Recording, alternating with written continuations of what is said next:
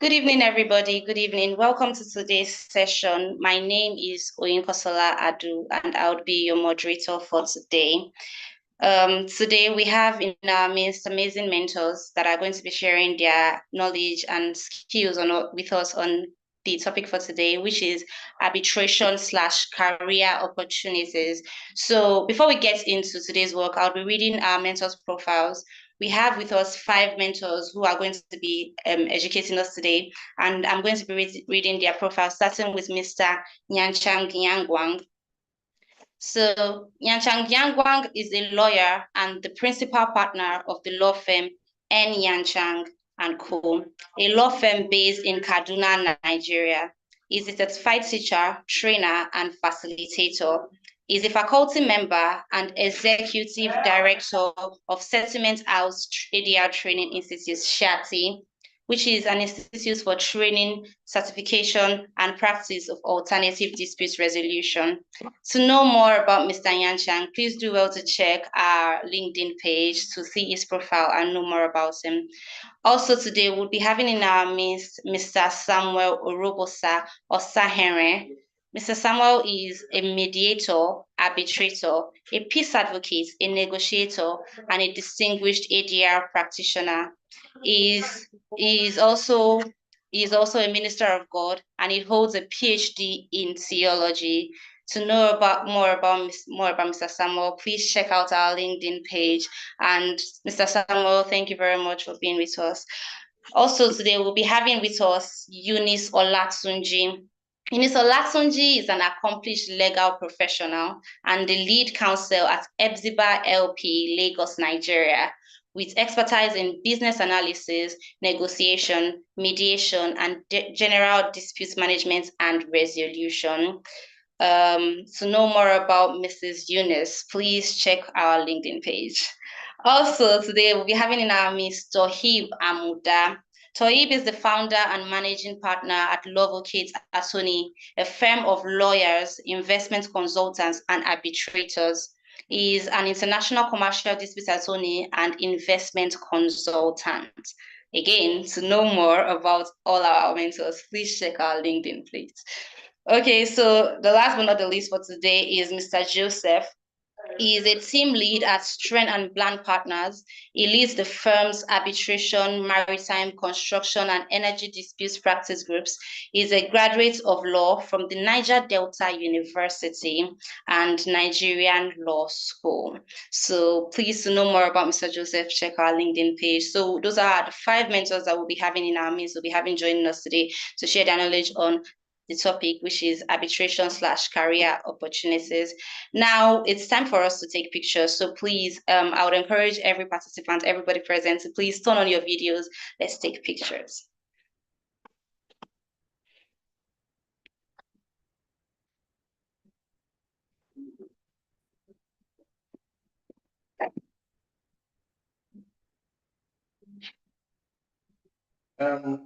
Sophie, I thought you allow. All right. Thank you very much. So today we'll be having one presenting with us. Group 1's speaker, please, are you present here? Yes, I am. Good evening.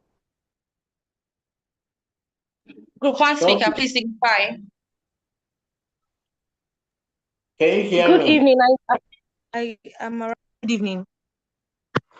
Sorry, please, can we kindly wait a bit? I think Mr. Nyacham is speaking. Sir, please, do you have a request, sir? Okay, I was thinking that you will wait for the other participants to join in before you take the picture. So that. Please, what do you say, sir? I thought you could wait for other participants to join before you take the picture. Maybe later around 6:30, thereabout, when other people are in, right? Oh, okay. We could move the picture time to another time then.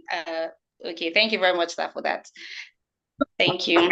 So if we're moving directly to Group 1's presentation. So Group 1's presenter, are you present here?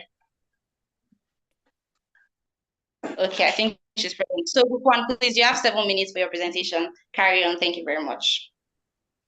Good evening. Can you hear me? Yes, we can hear you. Okay. I don't know if my you can see my screen. I before now to share my screen and I'm unable to do that. I don't know if it's working in this meeting. We can't see your screen. Okay. You can go ahead and start the presentation while I try to open your presentation for you and share the screen on your behalf. Okay, thank you very much. I'm so sorry about that. Okay, good evening, everybody. I don't know if I'm still heard, but my name is Chukwudumebi. Okay, my name is Chukwudumebi, and I will be handling Group 1's presentation today on the topic arbitration and career opportunities. We would also be considering other subtopics under these concepts. Okay, so we are all familiar with the term arbitration or with the term ADR, and we are also familiar with the term relationships, both human being and body corporate, and any form of cooperation rather. And with this, with relationships and agreements, disputes are bound to arise. And time being of essence, it is beneficial that these disputes are settled amicably, effectively, timely, and efficiently. Going to court is an option, but with the court's strict, lengthy process, it might not be the best to settle some of the disputes that might arise. Also considering the prevalence of multinational, international agreements, it is quite hard or might be difficult for the courts to handle the settlement of disputes. So arbitration, being a form of ADR, is one of the most preferred um, methods of dispute resolution, especially in commercial disputes. What arbitration basically means is when parties to a dispute or to an agreement submit themselves to the decision of a neutral body or a tribunal, depending on their agreement. And this decision is given in form of an award. So before the proceeding, parties can agree parties to the arbitration agreement can agree the number of arbitrators and so the seats of arbitration and so on. But in an instance where the number of arbitrators is not agreed, the Arbitration and Mediation Act provides for a default number of one arbitrator. Arbitration is the most preferred because of its characteristic, or what we could classify as its advantages, that is flexible, it is quicker, it can be less expensive, and basically it is less formal than litigation. So we'll be moving on to the next subtopic, which is career opportunities in arbitration. Where is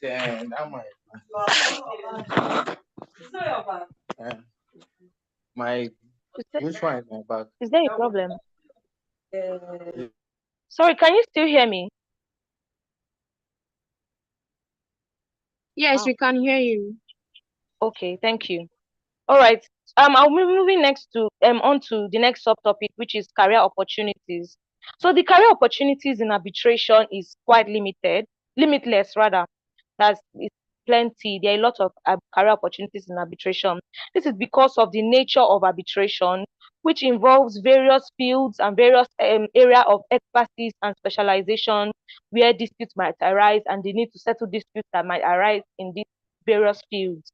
But for the sake of this presentation, we'll be considering just a few. The first career opportunity we'll be considering is that of an international arbitrator. He is one that practices across borders, and also with the prevalence of multinational contracts and agreements, the need for arbitration has increased. So this is where the international arbitrator excels.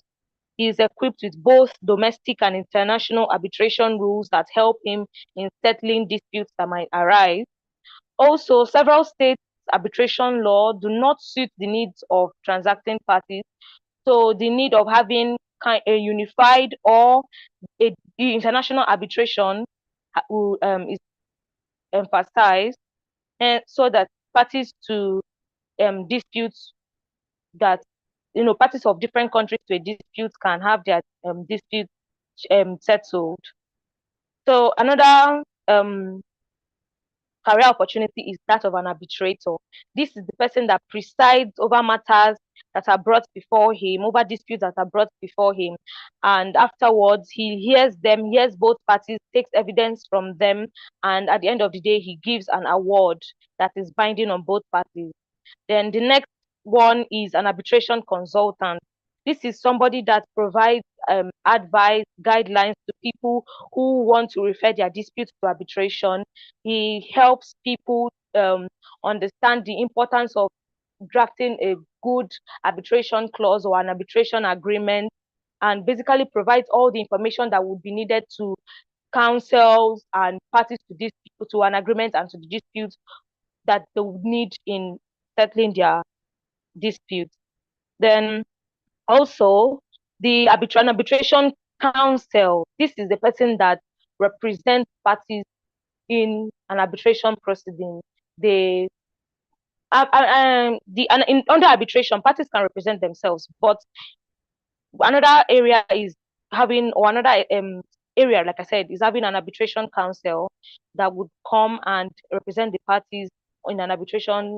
This is another career opportunity. Then also in academics, we have that of an academic researcher in arbitration. This is where you would help getting or sourcing materials that are relevant to the knowledge of arbitration. You'd also be up to date with updates and in international rules of arbitration and so on. Am I still heard?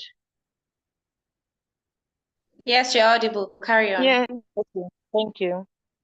So the next subtopic we'll be looking at is arbitrability of disputes under arbitration, or can arbitration be used to resolve any dispute? So the term arbitrability basically refers to matters that can be brought to arbitration. This, what it means is that there's it basically tells us the kind of matters or the nature of matters that can be brought to arbitration. It is the belief of many people that arbitration is a means of hearing any form of civil disputes, but unfortunately, it's not all disputes that can be brought to arbitration. This is because of the nature of such a dispute or such a matter that might be want to be brought to arbitration. For example, divorce petition is an example of matters that cannot be heard or referred to arbitration. This is because of the nature of the matter, and the Matrimonial Causes Act in Nigeria empowers the courts, I think that is section 15, empowers the courts to hear matters or concerning divorce petitions. Another kind of matter that cannot be referred to arbitration is criminal matters. Like I said, what determines disputes that can be referred to arbitration is the nature of that dispute, the characteristic of that dispute, and criminal matters cannot be brought to arbitration. Another one is election petition matters. Election petition matters. Also, that one based on statutes cannot be brought to arbitration. And disputes arising out of a void or illegal contract cannot also be brought to arbitration. So, in essence, what I'm saying is that arbitration is a means of dispute resolution and has been proven to be effective. But it's important to understand that it's not every matter that are arbitrable based off of any provision of the law or the characteristic of that disputes. The next subtopic is arbitration clause and its significance. So the Arbitration and Mediation Act in Section 2 provides that an arbitration agreement can be in form of an arbitration clause contained in the original contract or can be in a separate contract. No matter what form the arbitration agreement takes place, it is still a binding and an effective effective agreement to arbitrate. So in this case, we're considering the arbitration clause. So the arbitration clause, there is a principle that guides the significance of the arbitration clause, and that is the principle of separability.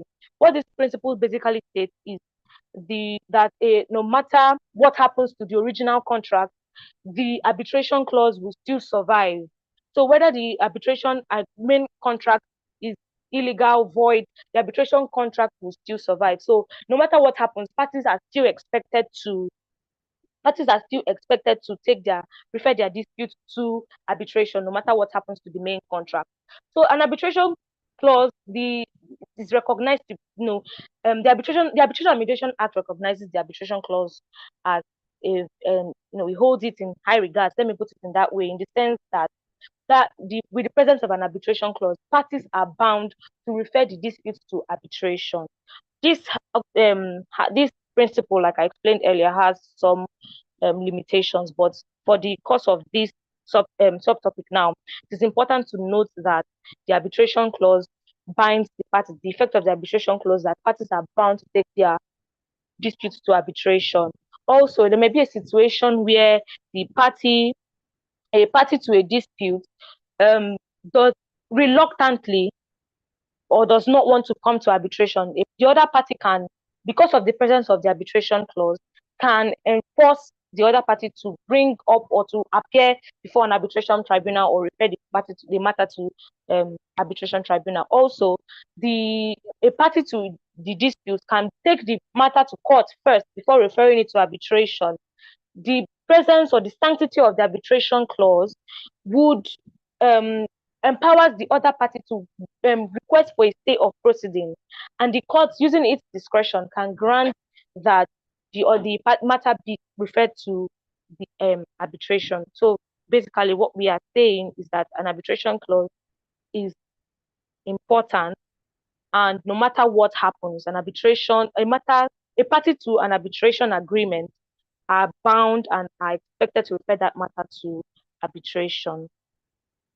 So the next subtopic we'll be looking at is the revocation or otherwise of arbitration clauses and agreements. So I mentioned earlier the principle of separability, which basically provides that an arbitration clause survives no matter what happens to the main contract. It's also important to note that this principle of separability has its own limitation. One of it is if a party to the agreement can prove that he did not consent to the agreement, maybe like, for example, his signature was forged or it was signed by somebody that is not him. He can prove, if the party can prove that such thing happened, the arbitration clause can be revoked. Then the element of voluntary submission is also important. When that element is absent in an arbitration agreement, the arbitration clause can be revoked. Another thing is if the arbitration agreement, or if there are elements, vitiating elements, because sometimes there might be vitiating elements. Okay, I explained earlier that no matter what happens to the arbitration agreement, the main contract, it does not affect the arbitration agreement. But the limit to this is that there might be some elements that would affect the main agreement and also translate to the arbitration agreement. One of it is if that contract from the beginning is an illegal contract. The illegality of the contract or the voidness or the invalidity of that contract might transfer to the arbitration clause. So the presence of vitiating elements in the arbitration clause might, scrap or invalidate the arbitration clause. Also, the presence of fraud, misrepresentation, and so on might cause the arbitration clause to be revoked. Also, when a matter is brought before the court, like an arbitration, a matter that is supposed to be referred to arbitration is brought before the court has the discretion to either entertain that matter or to grant a stay of proceeding. So if maybe a party waived his right to apply for a stay of proceeding and so on, the matter would continue, the court will continue to hear the agreement, and that kind of revokes or waives the arbitration agreement. So the next subtopic is the arbitration awards and important components. So the earlier definition of arbitration, or the earlier introduction of arbitration I gave, I explained that the judgment or the decision of the neutral third party that decides over the matter is given in form of an award.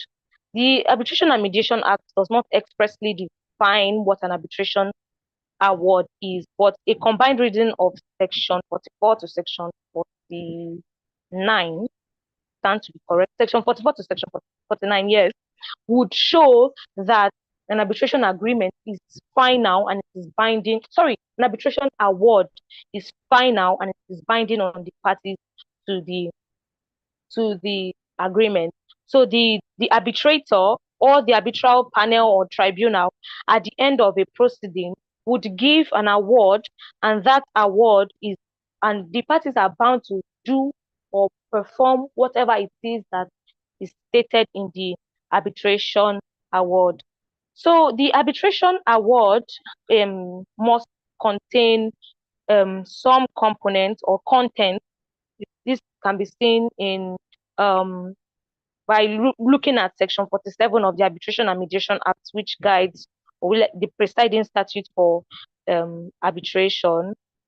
If you look at the section, it provides that the arbitration award should contain the seat of proceeding as agreed, the date which the award was made, and so on and so forth. So it's also, looking at this slide, you'll see that we listed some important components of arbitration, some of which are the signatures of the arbitral tribunal or the panel, the rationale behind the decision, the parties, the relief sought, basically the ingredients, the important information that concerns the arbitration agreement, or the arbitration proceeding, basically. So in a nutshell, arbitration is a very important or preferred or satisfactory way of dispute resolution. And it is important that parties to an arbitration understand the importance, the intricacies, the nitty-gritties of arbitration, and do follow the right steps. And it's also important to note the importance of having an arbitration agreement or a properly drafted arbitration agreement, and in referring your disputes to arbitration. So that, and it's also important to understand all these ingredients of arbitration and make sure that it is settled amicably and justice is served with arbitration. Thank you. Thank you very much, Group 1, for that amazing presentation. I'm sure that we have been able to learn a thing or two from that. I can see that in our midst, we have already Mr. Toyib Amuda, we have Miss Pafri Awasum. Thank you all for being here. So now we're going to take pictures. So please turn on your cameras and let's take pictures. Thank you very much.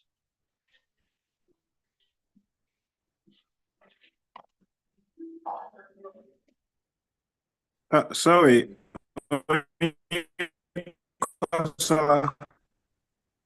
Yes, sir. Okay, maybe when you are done with the picture, sorry. Okay, thank you very much.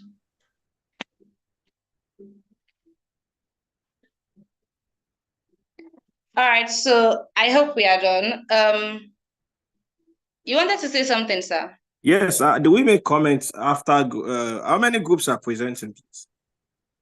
Just one group for today, sir. Okay, and that's Group 1, right? Who has just presented? Yes, sir.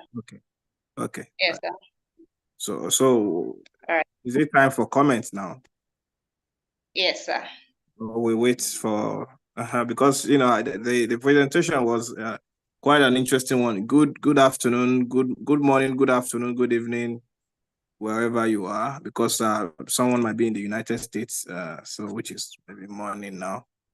My name is Toyib Amuda. Thank you for the wonderful presentation and, of course, for reading my bio. Apologies to my fellow mentors that I'm jumping the gun and trying to make comments. I just wanted to make some points on the presentation that was made by a fantastic presenter. Okay, so firstly, when you are talking about careers in arbitration, I noticed that you missed out completely the role of the tribunal secretary or the registrar in international arbitration or domestic arbitration, right? Which is, of course, a very important career. And I hope I'm very audible. I hope I'm audible enough. Yes, you are. Yeah. Okay, yes. So I noticed you mentioned the arbitrator, you mentioned consultant, you mentioned counsel. I believe you missed out maybe experts and tribunal secretary and registrar. Those two are very important. Now, let me just break it down in terms of those two that you missed out. There are still a couple of roles, but at least those are the two that I can point out that you missed out during the course of the presentation. Now, as young lawyers, young students, young arbitration practitioners, young, mentees or so, I believe not all mentees here are young. So generally, the role of the tribunal secretary registrar is one of the very important roles that one can actually get when one is developing an arbitration career, since this session is basically on arbitration. And you will hardly get an arbitrator role. You being appointed as an arbitrator, right? As you're starting out, your career, you can only maybe you are lucky enough to start getting appointed maybe 7, 8, 9 years, 10 years post-call, as a lawyer. And this is just me being very, liberal. Sometimes it might take 15 years or so post-call as a lawyer before you're appointed as an arbitrator. Because this is a very coveted role in terms of you should be able to deliver an award, write a very reasoned award that will be enforceable in almost 170 countries that the New York Convention has been adopted, right? So the role of the tribunal, and what does the tribunal secretary do? The tribunal secretary or registrar just acts as a registrar of the court or the judge, in the normal, typical common law system or even civil law system, right? That is, you assist the tribunal and the parties. And when I say tribunal, I can either mean a panel of 3 or a sole arbitrator. You assist the tribunal in, you're like a middleman assisting the tribunal and the parties in trying to make sure that the arbitration proceedings actually go smoothly. So what are some things that you do? You undo account, you summarize pleadings for the tribunal, you undo correspondence with the tribunal, you undo courier services, that is bundles of documents that are being delivered to either parties and to the tribunal. Because usually something about conflict of interest and fair hearing, international arbitration, domestic arbitration is that the tribunal wants to avoid as much as possible communication with the parties, which is why they want to get a registrar. So the registrar, that's the duty of the registrar, trying to be there. Sometimes tribunals don't appoint registrar, but most times they do, right? I started out, of course, being a lawyer, an international arbitration lawyer, and of course, a domestic arbitration lawyer, but secondly, also as tribunal secretary.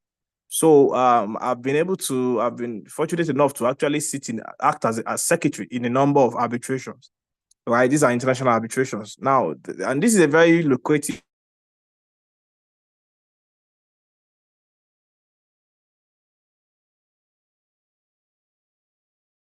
role because you're tribunal secretary, right? So this is something that I just thought that you missed out on. That I said I had to really point it out. Maybe it's something that you didn't see during your research or something like that. But it's something that is very important. And who gets appointed as tribunal secretary or registrar? Mostly, associates in law firms, sometimes senior associates in law firms. If our partners get appointed as tribunal secretary, for in arbitrations. You understand? So the fees are either paid either by the parties, right, having signed procedural order number 1 and having been included in procedural order number 1, and or by the by a sole arbitrator or the president of the tribunal, or sometime by the institution. And in most cases, if the parties deposit money in the institution, then the fees of tribunal secretary will be paid out of this. So you might want to read more about that and see, that there are a lot of guidelines on it from the Young Geeker, from the ICC, a lot of guidelines on that.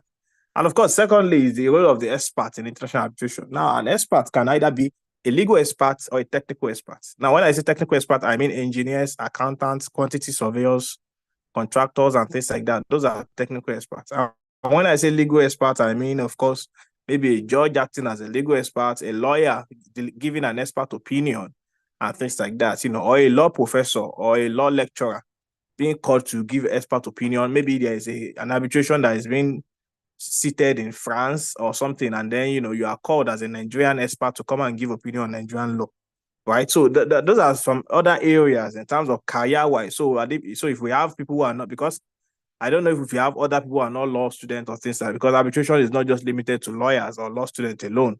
It's for everyone. Accountants, surveyors. I've done arbitration where the sole arbitrator was a county surveyor. I've done arbitration where we had architects and things like that. So that's something I said I should point out on the career. Now that's one. Secondly, is a very, very interesting point on the issue of arbitrability. Interestingly, our Supreme Court of Nigeria, and apologies to those who are not Nigerian here, Supreme Court of Nigeria has now added the issue of defamation to the growing list of matters that are not arbitrable. So if you look at an article, a case that I actually delivered an article on. So if you go to my LinkedIn page at Toiba Muda Esquire, you're going to see the article. UBA PLC and Trident Consulting, the Supreme Court decision, I believe it's a 2024 case where the Supreme Court has now added defamation to the growing list of non-arbitrable matters. So now the issue of defamation, now the court has said that, this is only a matter for the court. Meanwhile, some courts, just as Canadian court, actually allows tribunal members, arbitrators to actually decide this issue of defamation. So that's also an interesting point to note, right? Again, very interesting point on the issue of separability. And sorry, can I confirm that I'm audible enough again? Yes, sir, you're audible. Thank you very much. Thank you. Thank you. So the last point that I just want to make so that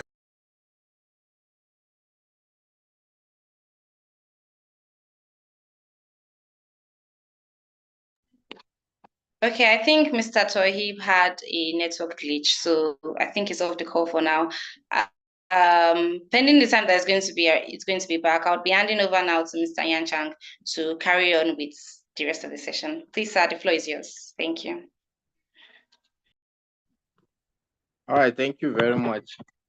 First, my name is Nan Chang. It's N, right? All right, sir. Sorry. It's Nan Chang. Nan Chang, yes. Nan Chang. Nan Chang. Thank you very much. Nan Chang, yes. It sounds very sweet in your mouth. So maybe I would like you to be calling it often. Is that okay? Yeah. All right. So thank you, Mr. Moda, for that wonderful contribution.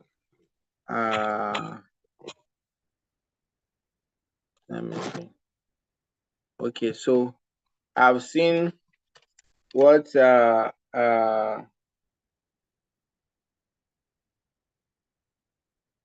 slide that has been presented. Okay, so what happened to the group 2? Sophia, what happened to group 2? Hello, sir. Can you hear me, sir? So, sir, all right. So, sir, group 2 had a little issue with their presentation. The group compiler fell ill, so they could not complete their presentation.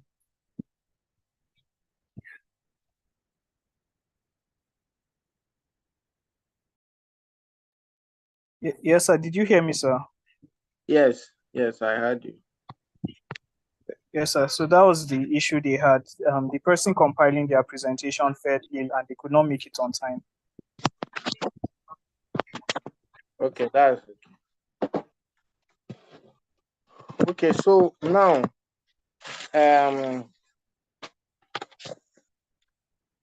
I've listened to what they have presented. At least they have tried. They've made a good from the slide. They have made a good presentation, and at least they've researched. So the essence of what we are doing here is to see how we can make the necessary corrections. So the essence is the topic is career opportunities and arbitration and career opportunities, which they have. Sorry, I guess I got cut off. Yes, sir, Go you ahead, Hello. sir. did. Yeah, go ahead, Oh, sir. I'm sorry. I just noticed. I just checked. I saw I've been cut off. I didn't know maybe where I stopped, please. Maybe I was just talking to myself. Yeah. Sorry, my apologies. Okay, sir, you were talking about the Okay. Supreme Court case, UBA and Tribe. Trident. Oh, wow. I've actually I've said a lot after that. Okay, so sorry, I believe that child was already speaking, but just very briefly, I was just saying the Supreme Court case, UBA PLC and Trident, that the court has added defamation to the going list of non-arbitrable matter. So you might want to read that case on my page. And I also mentioned the point about the separability principle, the P&ID, saying that the practical case is the P&ID case, right? So if it might look vague in terms of, how does the separability principle actually works in practice, right? In the P&ID case gives a practical example on that. So if you look at the case, again, I've written articles on it, which you can get on my page on LinkedIn, right? That now the Nigeria was able to successfully resist the $11 billion arbitral award or claim, $11 billion claim, by challenging both the arbitration clause and the agreement itself. Now, what was the argument that was made on the arbitration clause itself? Was that it was that the P&ID actually bribed the legal officer, the legal advisor of the Ministry of Petroleum Resources, God bless her soul, Mrs. Grace Tiaga, who unfortunately is dead now, to be able to obtain a London-seated arbitration. And that Nigeria has a policy that all our arbitrations must be seated in Nigeria at the Regional Center for International Commercial Arbitration at Ozumba and Badiwe in Lagos, right? So the fact that they were able to obtain a London-seated arbitration shows that element of fraud, that they actually bribed Mrs. Diretiaga. This is in addition to other allegations that are made to the main contract, that a lot of brand envelopes were passed, the ministry people were bribed, police were bribed, and things like that to obtain that contract, that gas supply and processing agreement. So that's how separability actually works in practice, in terms of if you're looking at how does this actually work. So good job. Thank you very much. Thank you very much, sir, for your amazing contribution. We actually learned a lot from that. Thank you very much. So, sir, please, Mr. Nanchang, please continue. Thank you. So thank you very much for that wonderful Mr. Muda, thank you very much. You are here. I will guide them through a lot of other things. So but thank you for that presentation. So just a minute.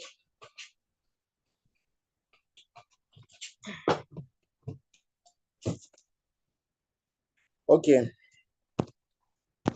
So arbitration.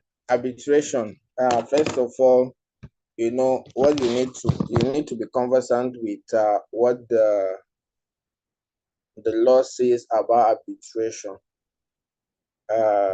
So after the presentation, please, those who have questions, they can drop their question on the chat box. Meanwhile, I want to share the Arbitration and Mediation Act, which was passed recently, last year, 2023. That is very, very instructive as to some of the things that we are going to be doing today when it comes to arbitration itself. It's very, very crucial. So maybe what I would do, maybe I should just log in with the system so that I can share it with you. Maybe I'll also share the I will share this on the platform as well, so that some of you will have that. Thank you. So now, okay.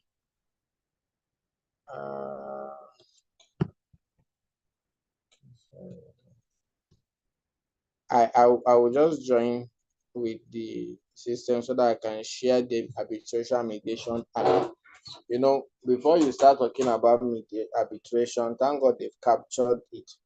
Do we have anybody who has any question? Maybe we can use the question to be able to answer and put some things to perspective instead of just going and discussing several other. We want to ask questions so that we will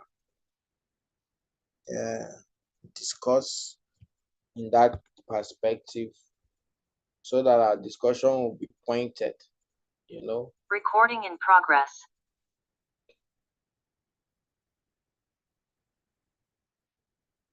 Will you want to ask questions?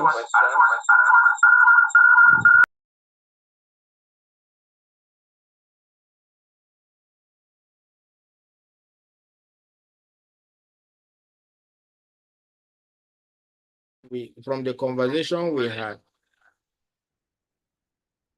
from the presentation, do we have any question? Okay, though, please go ahead.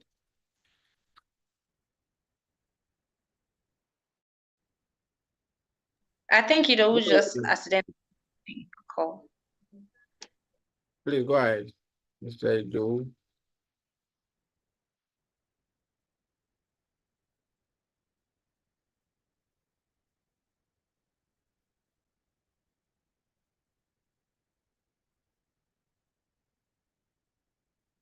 Ido, can you go ahead?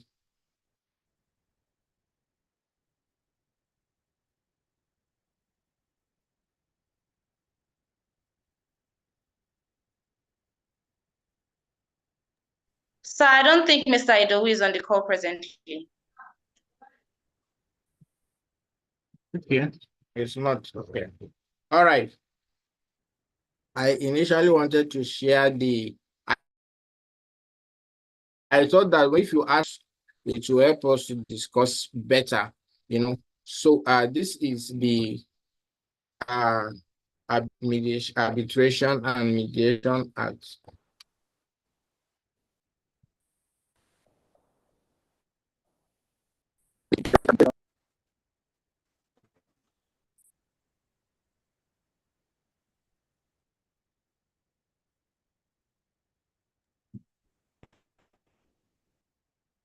Okay.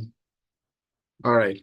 So this is the Arbitration and Mediation Act, and you can see here it clearly states that Sophie, can you make me an admin, please? Okay, sir. Okay, so the Arbitration and Mediation Act is the major law that has national application that applies to mediation and arbitration in Nigeria. Initially, we had the Arbitration Act, which according to this law has been repealed. And we now have the new Arbitration and Mediation Act 2023. This is what regulates all the activities that we have. Now, if you want to discuss arbitration, look at the act. These are some of the things that will be considered or should be considered in the course of the discussion. Look at the objectives of the an application, forms of arbitration agreement, among others. So if we do not have the question, should we just go ahead to do the presentation?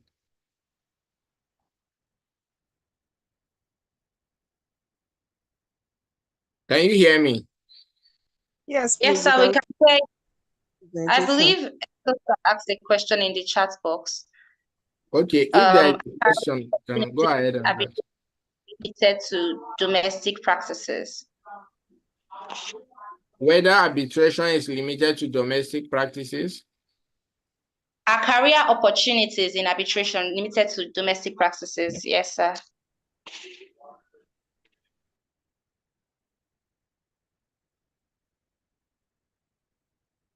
Okay. One of the mentors typed on the platform. Yeah. All right. So she said that one of the most important aspects of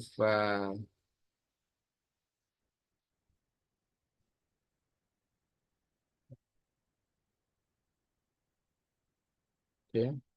The sweetest and most paid part of this profession is international arbitration. So, okay, are there career opportunities in arbitration? Okay, are career opportunities in arbitration limited to domestic practice? No, it's not limited to domestic practice. It's not limited to Mr. Mispa. Amusa, will you want to attempt that question?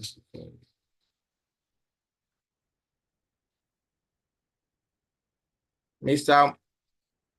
Amusa, Yes. Okay. What's the question, please? The question is whether arbitration is the practice of arbitration or career opportunities in arbitration are limited to domestic practice. Not at all. In fact, you know, I mean, I think, as you said, that one of the mentors type that the international aspect is the most interesting, right? Not at all. They are not limited to domestic, practices or so, as you put it. Again, arbitration, as it is, it gives you one of the best advantage to have international opportunities. Let me use myself as an example, right? Now, a lot of times, and this is practical realities, if you're Nigerian here, you will know of the term jackpot and things like that, which means going to greener pastures, like traveling abroad to seek greener pastures, right? So now the idea is you have a lot of Nigerians who are professionals, lawyers, doctors and things that are now going abroad, leaving their profession and going into different things. And this is reality of things. I hope I'm audible enough, right? Yes. Okay, thank you. So, and this is the reality. Now, using myself as an example, right? The fact that I was involved in international arbitration or arbitration generally gave me an opportunity. So when I went to London in 2022 rather, for my master's program, I was able to actually continue my practice as a lawyer without even qualifying in England and Wales. And why was I able to do that? Was because I was engaged in international arbitration. So I was able to work in a firm called Howard Kennedy in central London, actually, based on my knowledge of arbitration, right? So it's international, so you can take your knowledge anywhere. If I want to go to Canada tomorrow, I can actually go there without actually qualifying and, take my arbitration knowledge along with me. So it's an international aspect. It's not jurisdiction specific. For instance, let me give you another example of one of our colleagues. There's a man called Ahmed Abdulkarim. He's currently working in 3 Crowns. He's not qualified as England and Wales lawyer, but of course, he's working there as an international arbitration expert. We have a lot of our colleagues like that. One of our colleagues also is Ifeoluwa, who is also a Nigerian qualified lawyer in organ levels, right? So these are international opportunities based on the fact that you're an arbitration practitioner also. So it gives you that international advantage. You can work anywhere. You can connect with anybody from any country and things like that. So it's a very, number one, is a very lucrative field.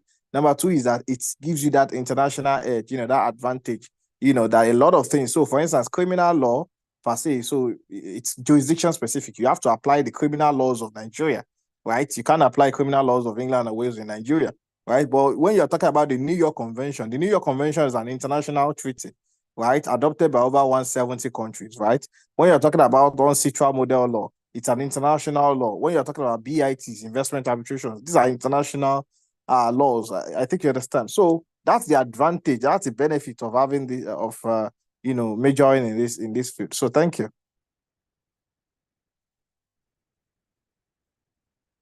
Thank you very much for that wonderful contribution. Thank you. Okay, so now, all right. So do we have any other question?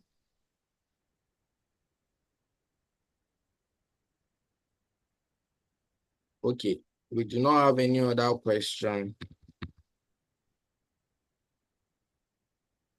Okay, so we'll proceed. So now, when you want to talk of arbitration, especially for those here in Nigeria, this is one of the important things Okay, Mary. Mary, you have a question. Go ahead. Good evening. Good evening. Okay.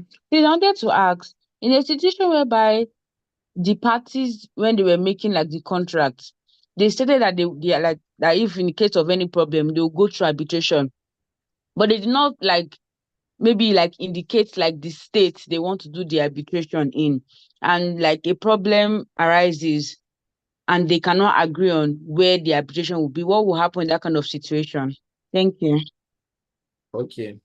Once again, I will call on Tohib. Please answer her question.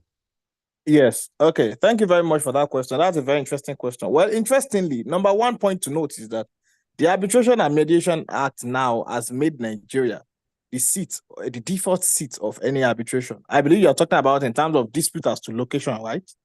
In terms of if parties are unable to agree on a place to arbitrate their disputes. Is that correct? Yes, sir. Yeah. So, well, number one point to note is that the Arbitration and Mediation Act has made Nigeria default seat of arbitration. That is where parties have not chosen a seat themselves. The Arbitration and Mediation Act now says the default seat to be Nigeria. Now that's one. So we know that now it's in Nigeria. So you can't say, oh, London and things like that, and then we are starting to fight. We're going to do it in Nigeria. That's one. Now, the issue now is where in Nigeria in terms of the location. If you're in Port Harcourt, I'm in Lagos, someone is in Abuja. Where is now the location? Now, the issue is that in practice, if parties are unable to agree as to the location, you understand, as to whether we're going to do it in Lagos, then the tribunal will decide. You understand? That's if the parties have constituted the tribunal, right? The tribunal will decide and say, okay, we're going to do it in Lagos, right? Because that's the duty of the tribunal. They are, that's their role in terms of to make sure that, parties resolve the dispute, to make sure that they act as mediators and arbitrators between the parties. So where parties are unable to, agree on that, then the tribunal will decide as to where they will sit in terms of venue. Of course, there is a distinction in terms of, when we're talking about seat and venue, that's something, maybe that's a topic for another day. But quickly, when I say seat, we're talking about juridical seat in terms of the laws. The laws of that country will apply to the arbitration. When we're talking about venue, we're talking about the physical place, the physical location of the dispute. Right. Okay, thank you. All right, thank you very much, Mr. Amuda, for that wonderful contribution. Okay, so one of our mentors is here with us also, Mr. Joseph. Please go ahead and say what you want to say. Thank you very much. First of all, let me apologize for joining this meeting late. I am coming out from the court just not long ago. I was at the vacation court. This is totally unplanned. We happen to be doing an international arbitral award enforcement. I had actually hoped to finish on time, but by the time I know what was happening, we stayed there for this long, so I apologize. I actually planned to be in this session from the beginning. And please, if anybody that has any other question that they want to ask specifically to me or anything, please, I am open to take those questions. So let me take off from where my esteemed learned friend, Tairib, just finished from. So under the Arbitration and Mediation Act, I was privileged to be part of the National Arbitration Policy Committee that moved and ensured that this act passed as it did.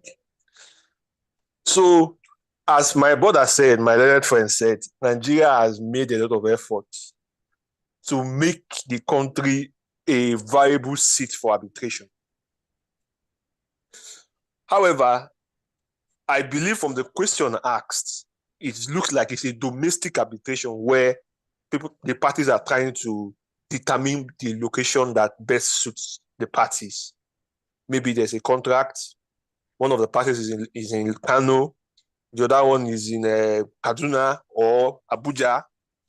And there's a dispute that arises and the arbitration clause does not say. The arbitrator, knowing that there is no dispute as to the seat, because in this instance, Nigeria is itself the juridical seat. What we are now talking about is maybe the venue or the location that will enable the arbitration to go on if it is a physical hearing. And of course, most of you are aware most of the hearings can also be done remotely online so that there is no dispute as to, oh, where are we going? But the arbitrator or the tribunal can look at the contract and say, for instance, where is this contract supposed to be performed? Let's say one of the parties is in Abuja, the other one is in Kano, and they're contracted. But that contract is supposed to be performed in Kano. The arbitrator will look at it and say, look, both of you, even though you not specify a location or a seat, the fact that this contract is to be performed in Kano suggests to me that the both of you had the understanding that Kano is the best location for the parties to have their dispute resolved. The arbitrator may also look at other circumstances. For instance, where are the witnesses? If the arbitrator decides to go to Abuja and his reasons is that maybe one of the parties persuade him that, look, if you come to Kano, it will cost me more because all of the witnesses for this matter are all in Abuja. The arbitrator will also look at it. And I want to also differentiate. There is a difference between a seat and a venue. So a seat can be Kano, but the venue of the arbitration can hold in Abuja because it is convenient for the parties to have it resolved there. And as far as the parties are able to take care of the cost of moving a seat or a venue, then that is not a problem. So, but as my learned friend said, the arbitrator will decide where it is best. And he also has that understanding that he is there to do justice for the party. So he will do what is most flexible and what they want. So that's just my contribution. Thank you very much. Mr. Joseph, for that wonderful contribution. Now, okay, so now, do we have any further question?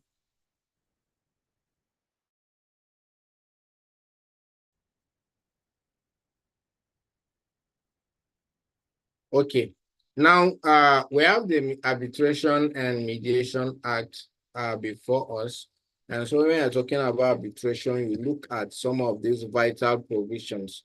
So having spoken, I also call on Mr. Joseph again to talk to us about the issue of irrevocability of arbitration clause. Let's say a situation where there is an arbitration clause in an agreement, and then maybe one of the parties is dead, will that bring that arbitration clause to an end? Will that revoke it? And what are the various ways in which someone can actually bank on to say, yes, we have an mediation agreement, taking into cognizance the new provision of AMA? Mr. Joseph, I don't know if you get me. I get it very well. Thank you very much for that question. And even my learned friend, I know that this is will be one of his areas of specialty. Now, the irrevocability of the arbitration agreement is one interesting aspect that some of our colleagues who are litigation-centric have still not been able to wrap their head around. And each time they come either to court or to tribunal and they make prayers, oh, arbitrators should terminate the proceedings because the parties are no longer interested in arbitration. I say these people think that we are joking here. So the Arbitration and Mediation Act is very, very clear. Arbitration agreement is irrevocable. I think that is section 5, sub 1, I believe. Unless the arbitration agreement is void or inoperative. That's section 3, sir. Yes, section 3, please pardon me. Unless it is what? Void or inoperative. That is, unless the arbitration agreement is so pathological that both the parties, the courts, or the arbitrator cannot make sense of it. That is, it is void. Or it is so pathological that nobody can make any sense of it. That the elements of a valid arbitration agreement are not there. There is no clarity on the agreement as to whether the parties actually intended to arbitrate or not. There is no governing law. There is no seat. There is no even certainty as to whether this is an arbitration agreement or is a mediation agreement or is...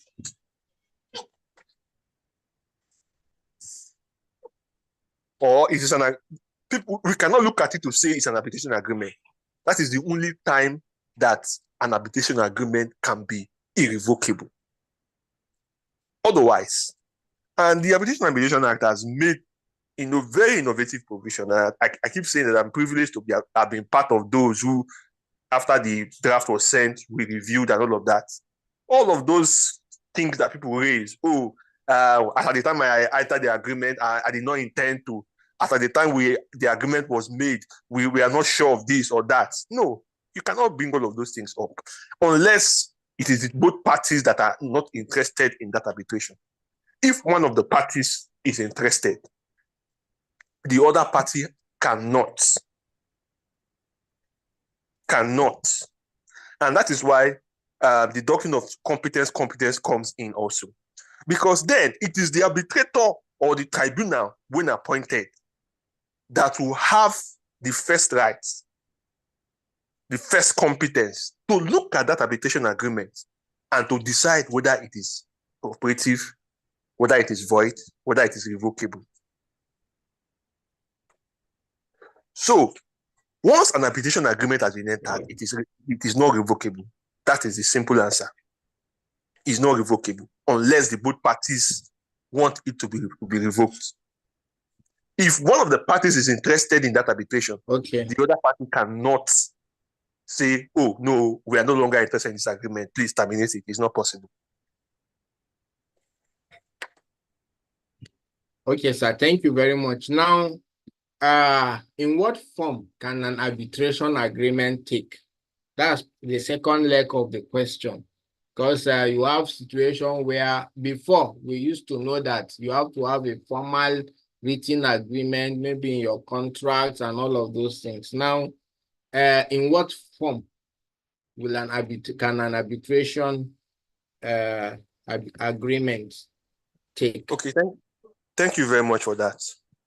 Now, an arbitration agreement has to be in writing.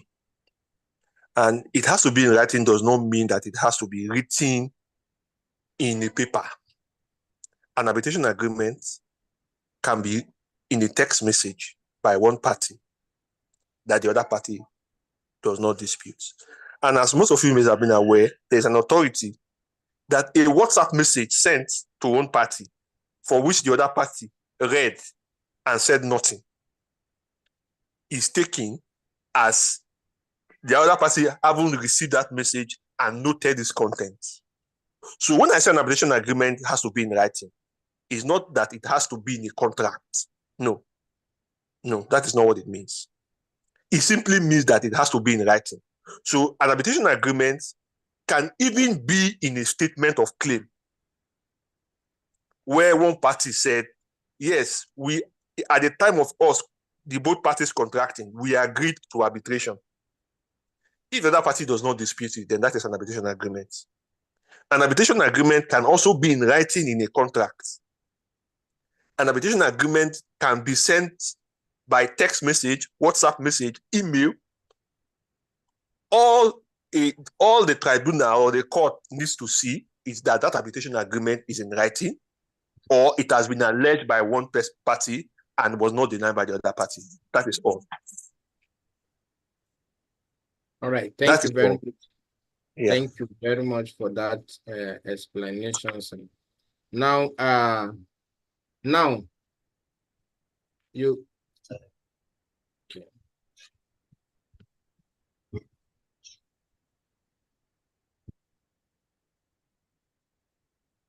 Okay. So now, looking at some of the things that we have here, we're talking about arbitration, and these amenities, they want to know about arbitration. Now, you have seen that the form of arbitration agreement has been explained to us, and then arbitration agreement, once you have it, whether in form of text message or in writing or in your WhatsApp and all of those things, and it has not been denied, you have an arbitration agreement. Now, Section 4 says whether death, or change in status does not invalidate.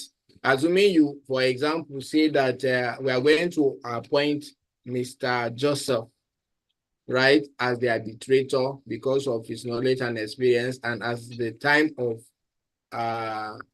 the dispute arising, Mr. Joseph is no more.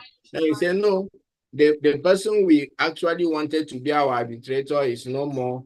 So the arbitration agreement is gone. No, they say even death or change in status cannot. Let's say he's a lawyer and you say you want a lawyer to be an arbitration, and as at the time he is no longer a lawyer due to one reason or the other, that still cannot invalidate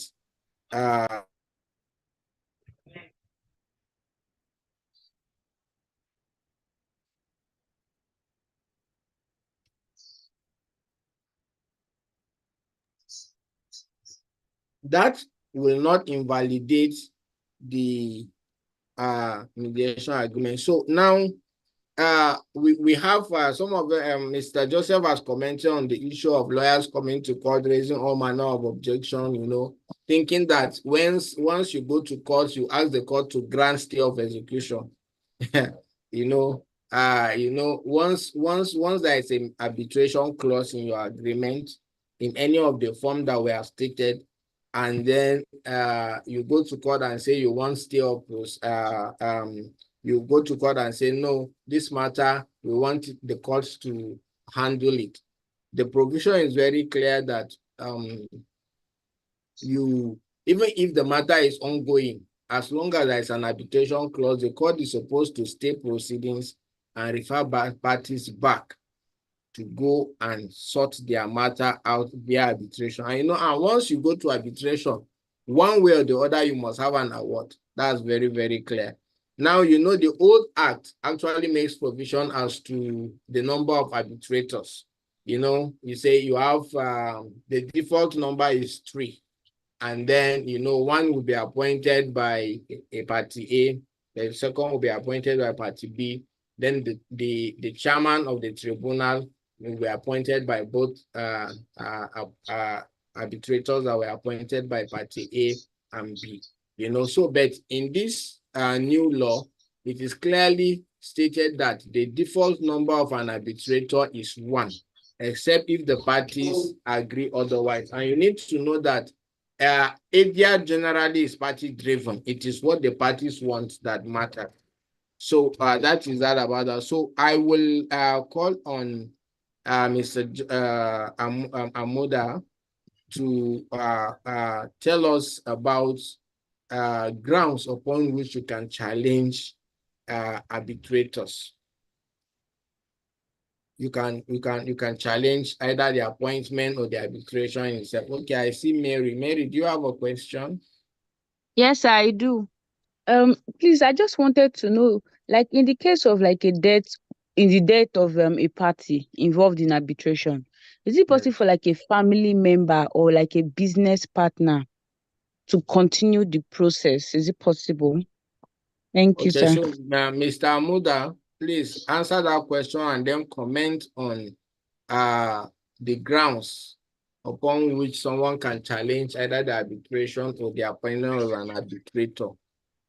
Yeah, sorry, can I get the question again, please? The question is whether if someone, let's say a party dies, can a family member replace the such party and all of those things? Okay. Fantastic. Thank you very much. Interestingly, I was involved in an arbitration that involves a Tanzanian party, a shareholder, and of course, I'm not revealing details, but it involves. Oh, okay. Well, it's not recorded. It involves the majority shareholder of a company and the minority shareholder of that company. Right? It's a Tanzanian party. And the minority shareholders are suing the majority shareholder, the company itself, for, of course, using their influence, high-handedness, and things like that, and for some entitlement. And the interesting part of it is that, unfortunately, the appointed individual representing the interests of the minority shareholders actually died during the course of the arbitration and before delivery of the award. Very unfortunate. So, of course, what happened was that then other individuals were actually appointed. So there was a power of attorney, right, granted to the other individuals, another individual, 2 or 3 of them, to actually continue the arbitration and will be entitled to whatever outcome came out of the arbitration, right? So that's an interesting, perspective of that the death of a party or so doesn't just, terminate an arbitration agreement. Again, even in Nigeria, we have the issue of administration and wills and things like that, For example, I'm working on a client for a letter of administration and things like that. So all these things, whether the cases, entitlement from arbitration, dispute, as long as you are managing the estate also, or the, in terms of insolvency as well, you are taking on the role of the receivership of the receiver, you can continue such arbitration. So the death or change of a party does not just, bring an arbitration to an end. Right. So that's just a comment on that, and giving a practical example on that. Right. So now on the issue of challenge of an arbitrator, well, the Arbitration and Mediation Act has provided challenge of an arbitrator, grounds upon which you can challenge whether it's the procedure or the arbitration or the whatsoever. Those are the things I want you to comment. Yeah. So in terms of challenge of an arbitrator, right?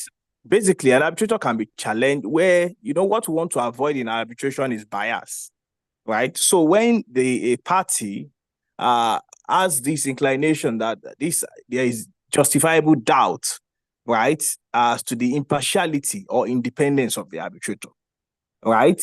Or if the arbitrator does not have the qualifications that are agreed by the parties. Now, for instance, there are some arbitration agreement that we say we want an architect who is 30 years at the bar, or who is 30 years in the experience in the architectural field and things like that. Some we say we want a lawyer who is 15 years at the bar or something like that, and who is an expert in corporate matters and things like that, right?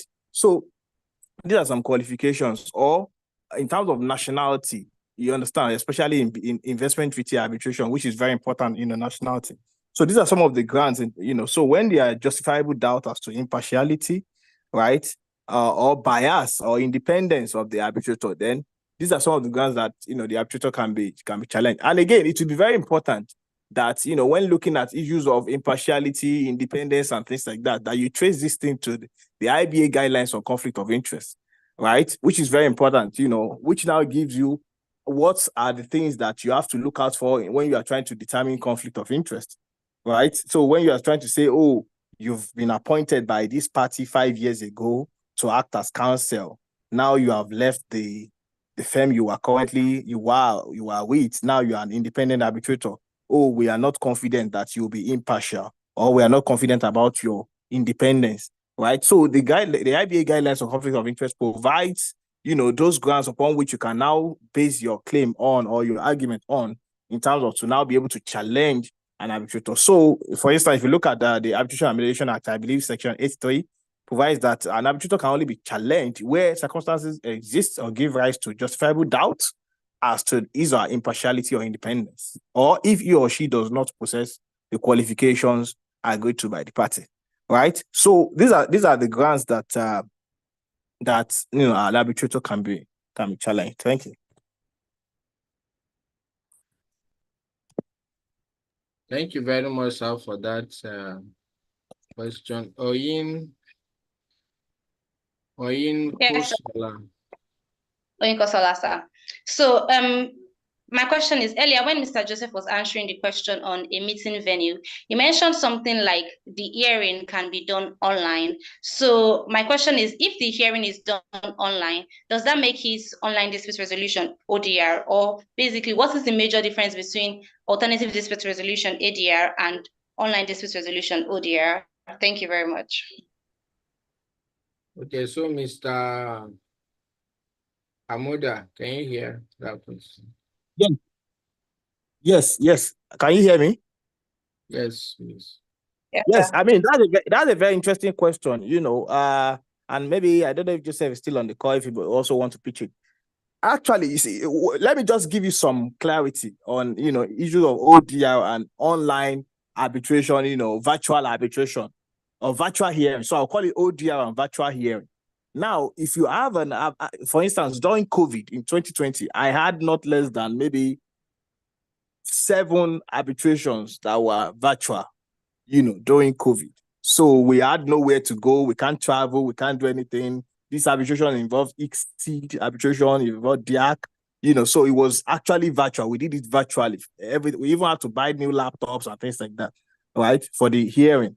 So of course, this is on Zoom. Sometimes we use Microsoft Teams. Sometimes they create the dedicated website where you can log in and things like that, put your password and things like that, right? And we all see ourselves. We all resolve. We all arbitrate and we have our hearing, right? That's virtual hearing. You understand? You can classify it as ODR in terms of online dispute. Now, ODR itself, online dispute resolution, has a very specific category.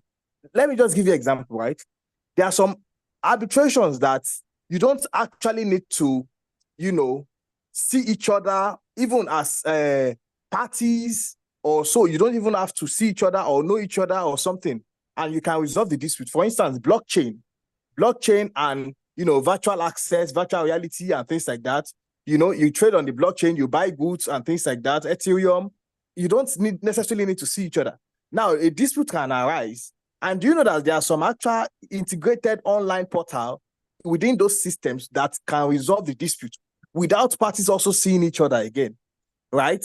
That's one of the examples of ODR. It's basically online. You understand? Sometimes even, for instance, it was because of COVID that we had, virtual hearings and things like that, right? So these are the core online dispute resolution system, right? So that's one. 2 is in terms of sales, sports as well, right? Sports, and then issues of this online purchase, e-commerce. So you talk about Jumia, you talk about Fiverr, you talk about, these things, right? These are disputes that you don't actually, the buyer, seller, or things don't need to see each other, and you can submit your dispute to the appointed. In fact, someone recently sent a form to me calling for online arbitrators and things like that for me to join.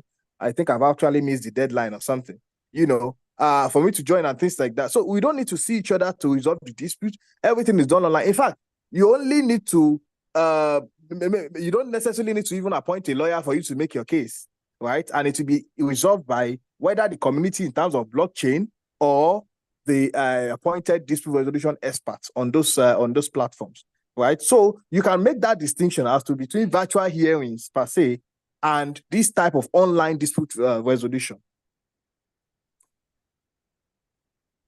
All right, thank you very much, sir, for that comment.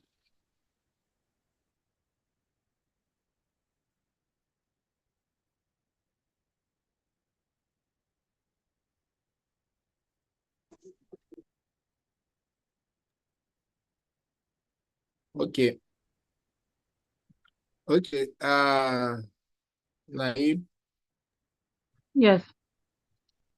My question is, you had earlier stated, Mr. Tohib, that this question is directed to Mr. Tohib, please. You had earlier stated that the arbitration agreement has to be in writing. Now, in the course of your practice as an arbitrator, have you had any course where in court the panel, where you have to present the document, where it was inferred, where the arbitration agreement was inferred in the writing between the agreement of parties? Okay, thank you very much. I believe it was my brother Joseph that was actually commenting on the issue of arbitration agreement has been writing, but that's fine. I can still answer the question.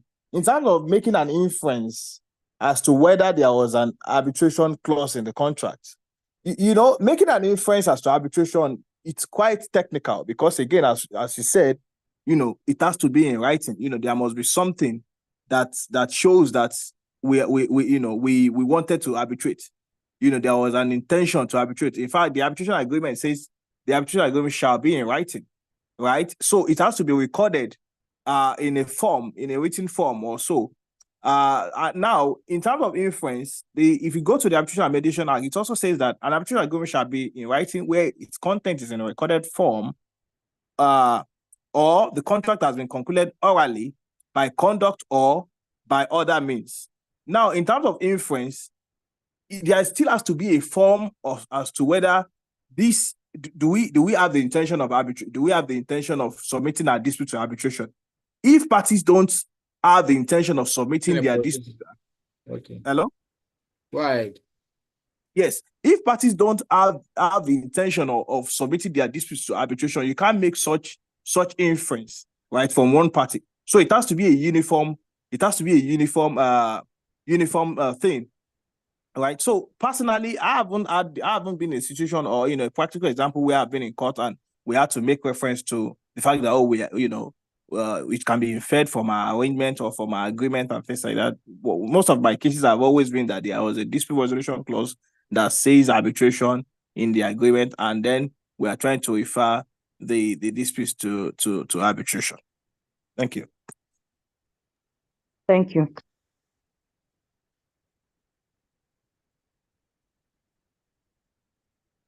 All right. So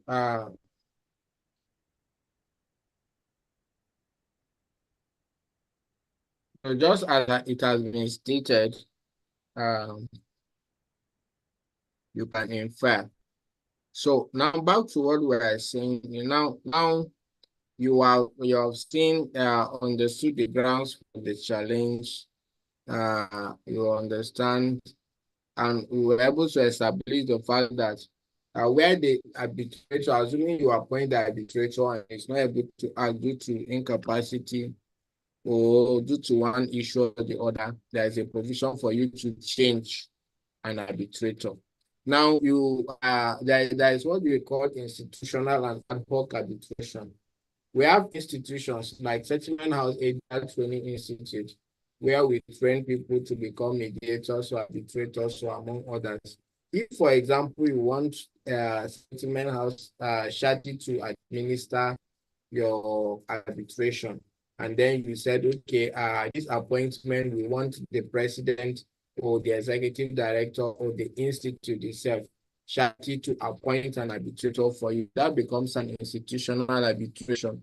And in institutional arbitration, most times you see that they have their rules and their regulations.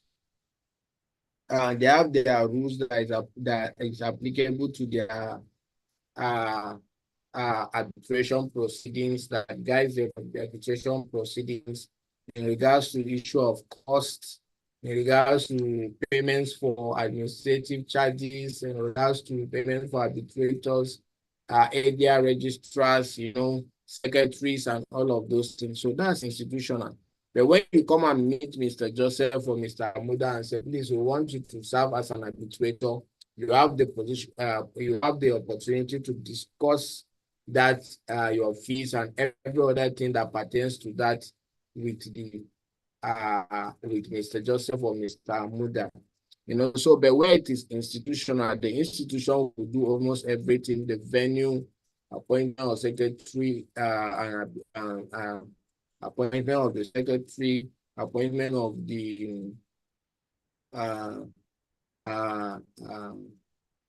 arbitrators. Almost everything is going to be conducted by the institute, so that's institutional. Now, where there is need to replace an arbitrator, you follow the procedure laid down by the institute or whatsoever rules you have adopted for the purpose of that.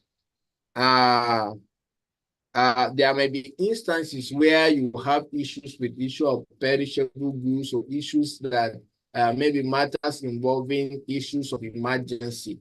And before your appointment procedure that say you need to allow 30 days or so amount of days, these are goods and they are perishable, and then there is need for you to decide something in terms of emergency. So you can actually approach and you can appoint an emergency arbitrator depending on your arbitration clause. Anyway, when you have a comprehensive arbitration clause and it's very clear, you can go for an emergency arbitration that will help give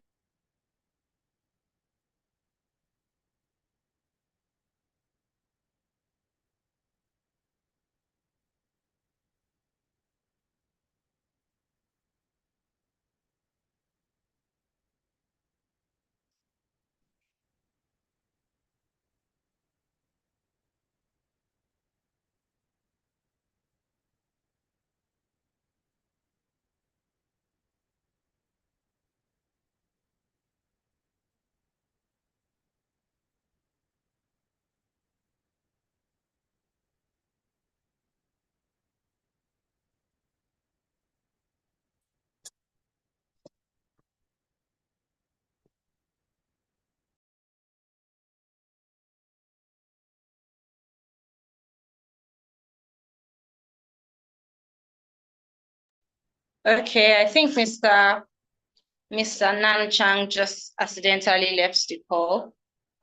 So we have to wait for his arrival. I'm sure he'll be back very soon.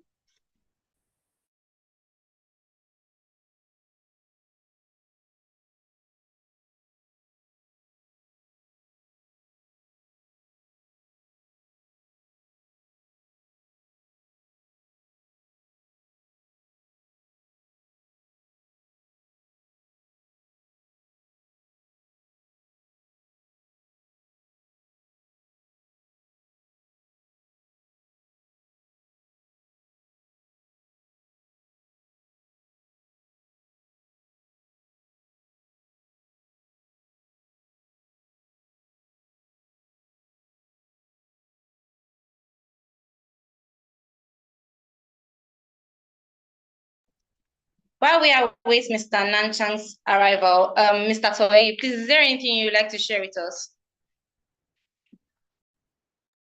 Yes, okay. I believe Nanchang was just taking us through the Arbitration and Mediation Act, which is quite lengthy. I don't think he's going to finish the law, because I mean it's quite a lengthy one. But of course, it's available for download or anywhere on the internet by members. So I mean, the Arbitration and Mediation Act itself now is the law regulating arbitration in Nigeria following the repeal of the Arbitration and Conciliation Act. The law now gives a broad reform to arbitration in Nigeria, right? So I believe where Nanchang stopped was we looked at the issue of challenge of the grounds of challenge of arbitrators, right? So there is also appointment of substitute arbitrator. And one of the interesting parts that the Arbitration and Mediation Act provides for now is that award review tribunal. And what does an award review tribunal does, and you can see this in section 56 of the law of the Arbitration and Mediation Act. Now, the award review tribunal is now a form of appellate arm of arbitration. So where you have parties who are disinterested in, who are not satisfied with an award, or a party who is not satisfied with an award, such party can now approach the award review tribunal. Now, the award review tribunal will also be appointed, just as the original members of the tribunal, was appointed, right? You're also going to appoint them, constitute them to listen to your grievances arising from the arbitration, which is an interesting development. Again, I can say that Nigeria actually took a leaf from the ICSID Center, which is the International Center for Settlement of Investment Disputes, because the ICSID has an arm that, such as an award review tribunal that listens to application for annulment of awards, right? Application for annulment of award after the delivery by the tribunal. So that's an interesting development. Now, some of the criticism about that is the issue of fees, that we are going to appoint tribunal members to listen to our claims. The first segment, we're going to pay them heavy sums of, which can sometimes runs into hundreds of thousands of dollars. The last session I was talking about our arbitrators earn maybe $400,000, $500,000 per member, right? And now we're also going to now appoint, members of the award review tribunal, right? So that's one of the criticism about that, right? But it's a very useful tool, a very useful introduction, because now it avoids you going again. That doesn't stop a party actually going to court even after the award review tribunal, right? But again, it is the belief that the award review tribunal will actually stop that, cut short the idea of parties going to court, to set aside awards or to litigate arbitration matters, right? So that's an interesting point I just want to, note to members, as you go forward. Of course, another interesting thing is also the issue of third-party funding, right? Now, third-party funding is something that a lot of people are waiting about. And what does this mean? What this means is that if you don't have the fees to pay as a party that wants to actually litigate or conduct arbitration, a third party can pay those fees, right, on your behalf. So you can approach a third party. Now, one interesting development that I think I'm going to write an article on also, that we need to start seeing, is who are the third party funders in Nigeria, because at least as of now, I can't identify a third-party funder in Nigeria unless some of our members on the call can. Who are the third-party funders in Nigeria? Well, when I practice in the UK, I know of a number of third-party funders. In fact, I personally engaged third-party funders. So you have Trillium litigation funding. You have a lot of them like that. So maybe an approach that we might want to see, it's a business and enterprise now. You might want to see banks starting to become third-party funders. You might want to see law firms coming together to fund arbitration. You might want to see investment houses, capital houses to fund arbitration. And what happens is that they give you the money to conduct your arbitration. If you win, they get a percentage of whatever winnings you win, and of course they get back their money, right?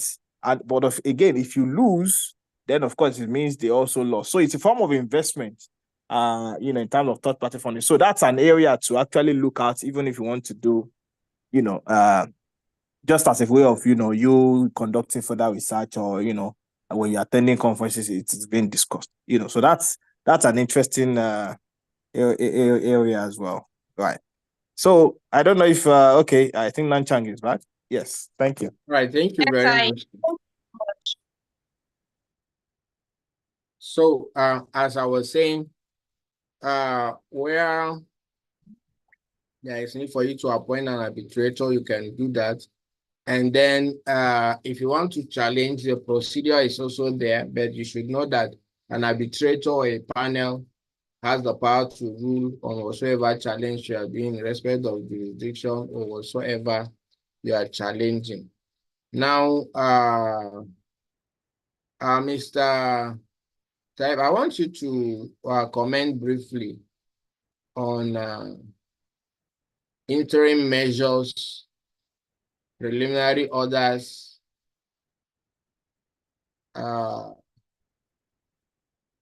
modification, suspension, or termination of interim measures.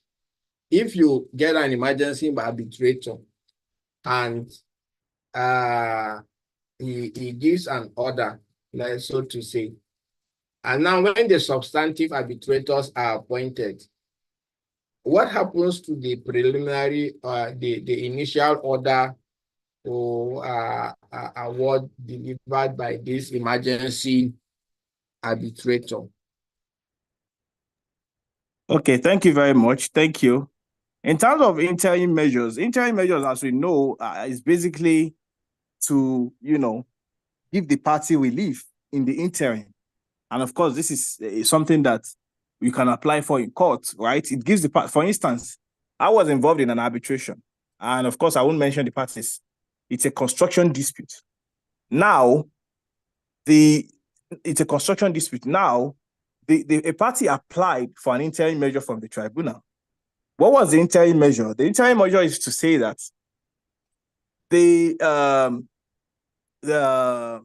can I recall, because I've done a number of construction disputes, so I'm trying to remember which one actually. Yes, the interim measure is to say that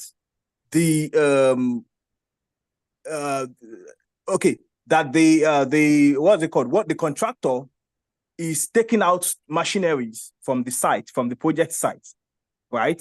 And the fact that they're taking out machineries from the project site, it's against the contract, right? The construction contract, right? And that we're going to be spending more money to bring this, machineries back to the site when we actually win this arbitration, and that we're going to be, or we should engage another contractor to do the project and things like that, and that we want parties to continue with the project at least before pending the determination of the dispute. So that's one.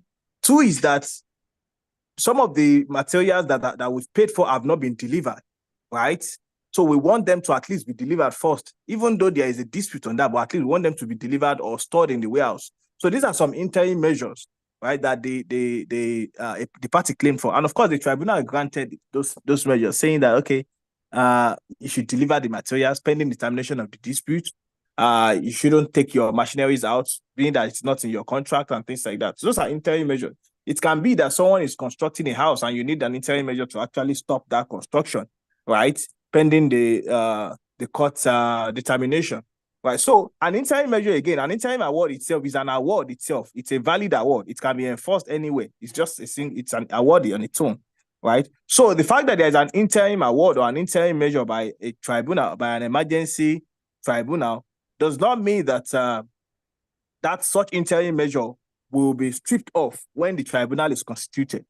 Right. Does not mean such interim will be stripped off when the tribunal is constituted. Right. So an interim measure is an award on its own.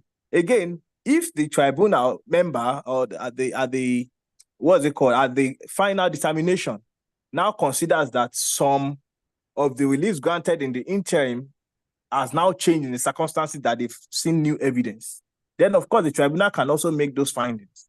Right? The tribunal can make that finding that, okay, some reliefs granted have now changed, or even if some things have been changed based on the interim measure, then compensation can be given, because there's something called counterbank offer or security for cost, that if I do something that harms you now, or the tribunal should grant me this interim measure, I'll put down money, maybe in an escrow account or something like that, which we did, which was around $3 billion or was it $3 million or so that was placed in an account as security, that we need this measure, but we are going to put down money. If eventually you find that we are not entitled to that interim measure, then you can take the money, right? But we need this measure now. So those are just some preliminary views about interim measures and things like that, and practical tips on that. Thank you. Okay, thank you very much. Now, there is provision for you to ask for costs or damages. So when you are preparing your processes, you can include costs or damages. And assuming you have appointed an arbitrator and then all the processes have been conducted, at the end of delivered by the award is like the judgment. The court gives judgment, the arbitrator gives an award at the end of it. And as to the issue of enforcement, I don't know whether Joseph is back. Okay, it's not yet. So, enforcement and recognition of award. Now, Mr.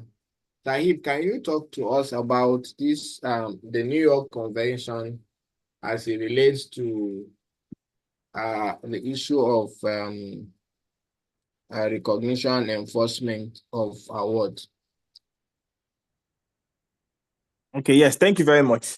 Now, I've written a lot about this, and some of my articles are on my LinkedIn page, Toy Bermuda Esquire.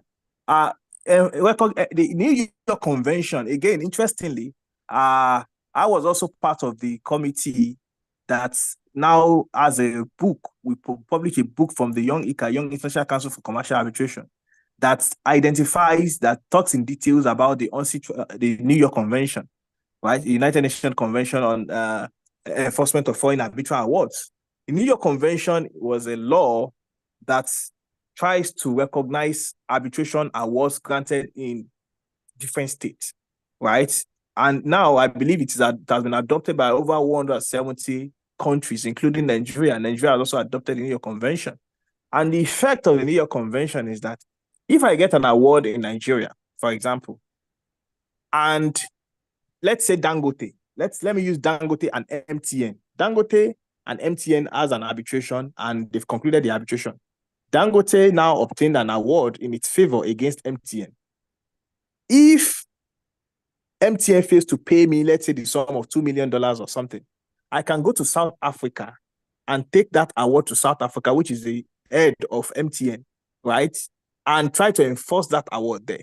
And what does enforcement means is that I can identify a building that belongs to MTN and say, this building is worth, even if it is not worth $2 million, it's worth $700,000. I want it.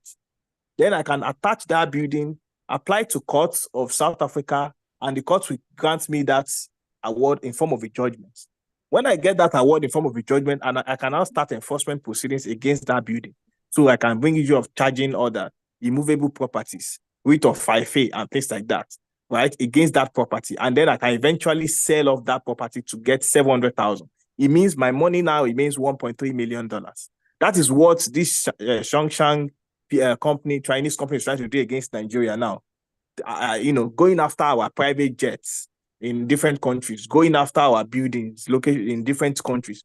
So the New York Convention actually is the one that gives them that opportunity, give companies, states, and things like that avenue to be able to take awards to any jurisdiction, that has adopted the New York Convention to enforce. So it means your award is not just any other court judgment just lying around.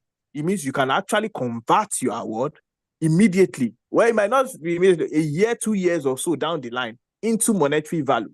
So it means that awards are not just any other paper that you can just fling around and things like that. If you're not careful, if you have properties, if you have assets, if you are even up to clothes, luxury goods, your jewelries, your diamond rings, your proposal and engagement or wedding ring, as long as maybe it's a diamond or something, it can be attached and sold off to actually, turn up the award sum. So that's just the benefit of that, the New York Convention. Okay, so can you briefly comment also on what are the grounds upon which there may be refusal of enforcement? Okay, thank you. Thank you very much. In terms of refusal of enforcement, what that means is that if a party has, if a party identifies that or believes that this award should not be enforced, at the point of applying to enforce that award, a party can bring an application to refuse enforcement. And again, when we talk about enforcement, it is of two stages. There is recognition and enforcement. Recognition is the first stage, right? So if you want to challenge an award, that it should not be recognized, because once an award has been recognized, then it should be enforced. And the enforcement is just you attaching properties and things like that. But recognition means that it will be recognized as a judgment of that court. So a party that feels that such award should not be recognized can bring an application. And the grants are quite, not many, because they want to make sure that arbitration awards are enforced or are recognized. So, for instance, let's say a party to the arbitration agreement was under some incapacity, and that's what we have in our Arbitration and Mediation Act, right? When you signed the contract or so, you are incapacitated. So it was maybe under duress or things like that, right? Another option can be when the arbitration agreement is not valid under the law that the parties have actually, chose to apply, right? It's an invalid arbitration agreement, right? Another one can be when a party to the a party who is challenging the award was not given proper notice of the entire proceedings. So, for instance, the appointment of the arbitrator, the conduct of the arbitration proceedings, and was not present at all to actually present its case. That's lack of fair hearing. Then, of course, you can challenge that award also. Another one was yeah. So those are just some. There are a couple, but at least those should be sufficient. Thank you. All right, thank you very much, sir. Thank you for that explanation. Now, back to what we're saying. Now, how do you commence an arbitration? Where there is an arbitration clause, which we have looked at during our presentation, and the other party defaults, on your contract, and all of those things. How do you commence? You can commence your arbitration by issuing a notice of arbitration to the other party, and you can make suggestion as to who you want to appoint as an arbitrator. If it is clearly stated the institution to administer it, then you can issue notice of arbitration, and then the institution will be in a know and a copy, and then they will guide you as to how you are going to go about that.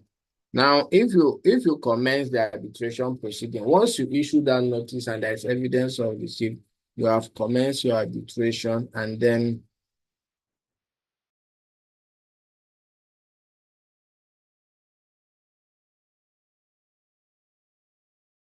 the issue of the seat of arbitration, language of arbitration,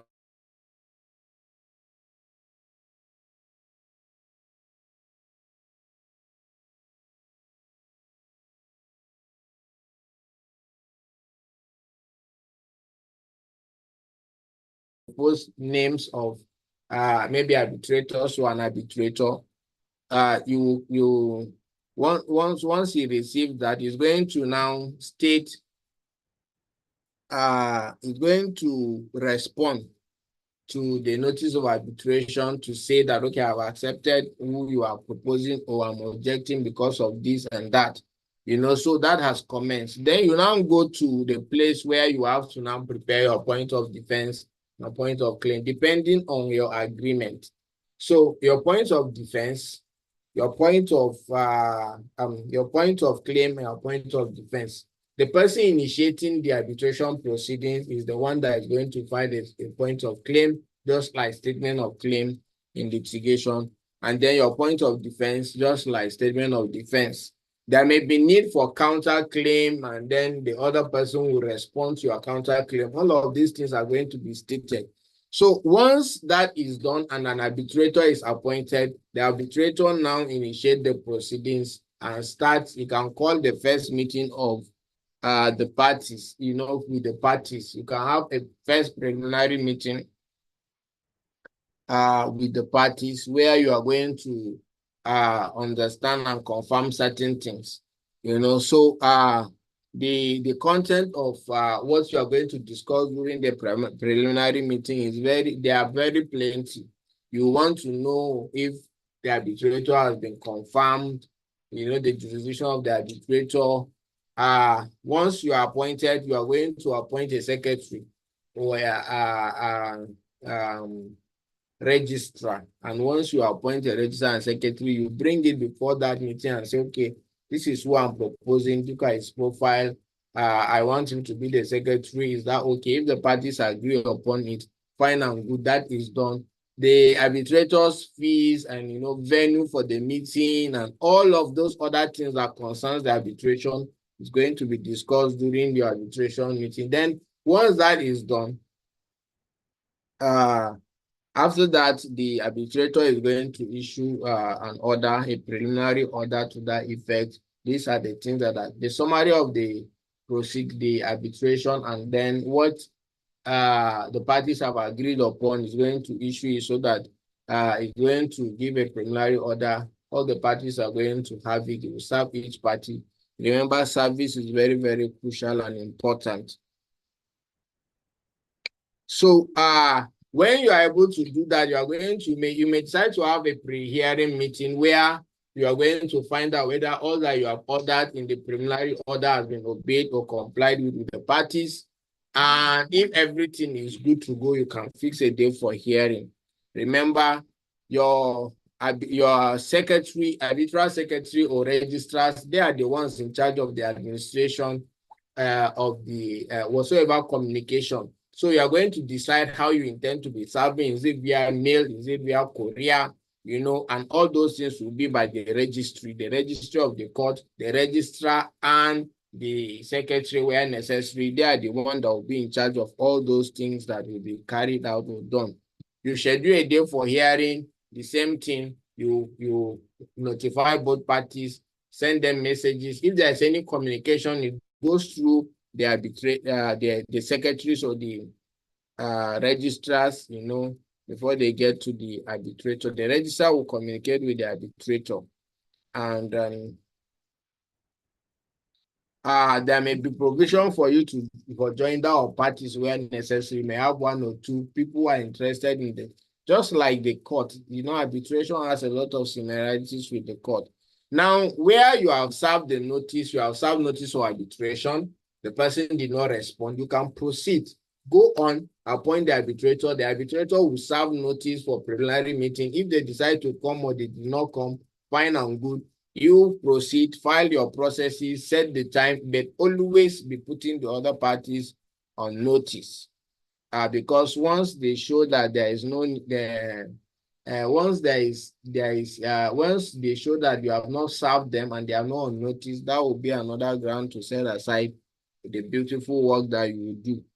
So where there is need for you to appoint an expert, and all of those things, you're supposed to address them at the point of your preliminary meeting with the parties. You're going to do that. And once a party defaults during hearing and is on notice, you can decide to give them maybe one more chance, two more chance, and then if eventually they did not come, you can proceed. And then at the end of it, an award can be made. Now, parties can be at the arbitration, and then you can tell them that, okay, your fee is going to be 1,000 naira. But if they settle this matter before you commence hearing, they are going to pay maybe 800,000 or 700,000. If they conclude after first hearing, if they settle their matter after first hearing, they are going to pay maybe 500,000 and so on and so forth. These are some of the things that you can do. But parties can at the mediation table go back and settle, and whatsoever they settle, they can decide to now inform the arbitrator that this is what we agreed upon. Please, you can make that your award. So you can adopt the terms of settlement by parties and make that will be your award. You don't have the power to compel witnesses, in arbitration. But if you want to do anything of that nature, you have to go through the court, because arbitration is a private way of resolving disputes, and you do not have the power to go and begin to cause people to. Now, there are instances where someone will be asking for interest. So you have to be aware there are jurisdictions that they don't accept the issue of interest. Like I think under Islamic law, I don't know, under Islamic arbitration. Tahib, will you want to say something about that? Yes, that's true. That's true. Yes. So, they don't accept the issue of interest. So you need to be very careful. Get experts that will guide you. Some of us, even if you have arbitration, you may know certain areas. Once you are not sure of something, reach out to other people who have been in that field so that they can guide you as to what to do. Because when you go and make a mistake, when your award is overturned, that is a slap on your face. You will succeed in the ADR space basically because of your reputation, your expertise, and your person. So when you tarnish your email, they say, this person, anytime he gives an award, they keep overturning it, just like a judge. All these awards, I think it was an interview when they wanted to elevate him to a higher bench.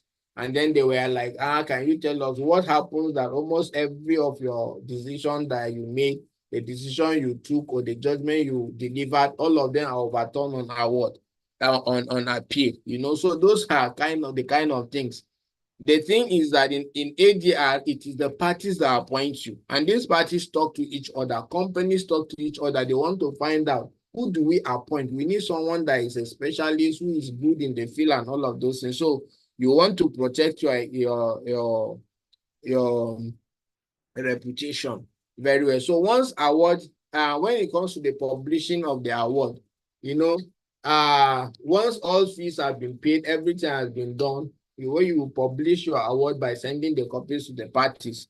Remember, it's private and confidential. You don't go and publish it in the newspaper and say, oh, thank God, this is my first award. Let me publish it for the world to see. The issue of confidentiality is very, very important. So there may be need for an additional award where necessary, in the circumstance, where the circumstance actually deserve. So the issue of deposit for cost, security for cost, and all of those things, it has been clearly stated.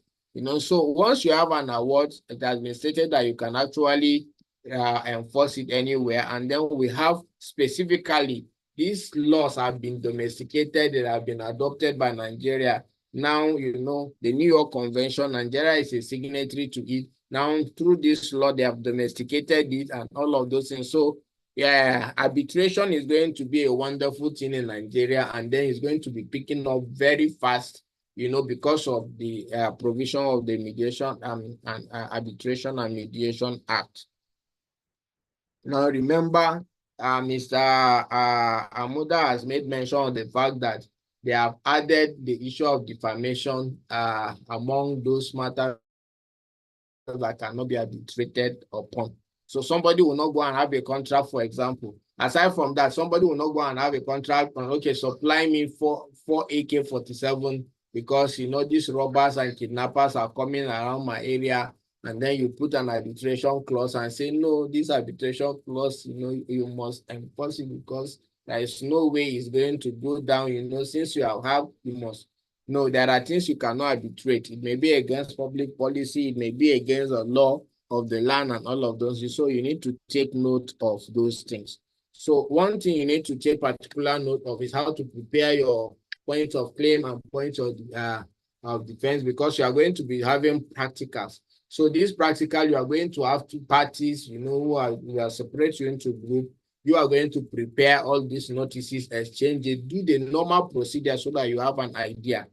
All these things we are trying to do is so that we wish that during our own time, we had the opportunity of having a mentorship program like this that would give us an idea, an understanding of all these things that we're about to go into. But we were not able to. I particularly didn't have that opportunity. So some of the things we learn it, the other way around. So this is actually a mentorship program to give you an idea of what it is. It's not a certification program, that will make you an arbitrator, so to say. Although the skills, these are to steer you up so that you have an understanding. You will not be a novice. When they are talking about arbitration, mediation, you have an idea. And if you are serious about it, you can pursue it. We are currently running a mediation certification training, which we have invited some of you to take part in the certification training. I don't know how many of you were able to take part. We are going to continue. It's going to be finishing. We are going to be concluding on Friday, the arbitration training for those who are in the mentorship group. Meanwhile, when the time comes for us to start our arbitration certification training, you see all of those things.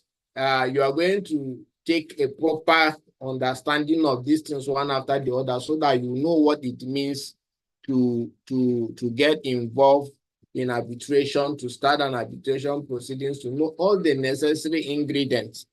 So I wish that I hope that some of you will be steered to take up the certification training where necessary. So that is it about arbitration. Now, when it comes to the issue of career opportunities in arbitration, you can decide to specialize in any field of arbitration. They have mentioned it here. You have construction arbitration. You have exit, the one that has to do with investment disputes. You have different forms. You can be a registrar and secretary. You can be trained to become a registrar and secretary. You can be an arbitrator. You can be a counsel representing clients at the arbitration, just like you have mediation advocates. You can be a counsel that will represent people at mediation. You can be an expert witness. That expert witness has to do with either your being either a lawyer. If you are a lawyer, you can serve as a witness. You have expertise in a particular field, So the fields are actually diverse. They are very broad. And these are things that you can actually do. And then it will be good. So I don't know, maybe this will be a convenient time for me to stop. If you have any question, you can ask, and if not, we will ask. Okay, or maybe do you have any question? If you have any question, you raise your virtual hand. I didn't know when the time has gone this much. So if you have any question, raise your virtual hand. Mr. Amuda, are you still with us? Yes, I'm still here. Okay, thank you very much. So I don't know whether you have some comments to make, and then as they indicate whether they have any question or not before we call it a day. No, I mean, you've said it. So I think we've had a very fantastic session, looking at the time. But again, it's a arbitration or ADR generally, or, law, litigation, what have you. Any field is a continuous learning process. You must always learn, you must always go, must always learn new skills, this is not a competition in terms of me, but of course, I also run an organization called ADR Discuss that offer arbitration and ADR training.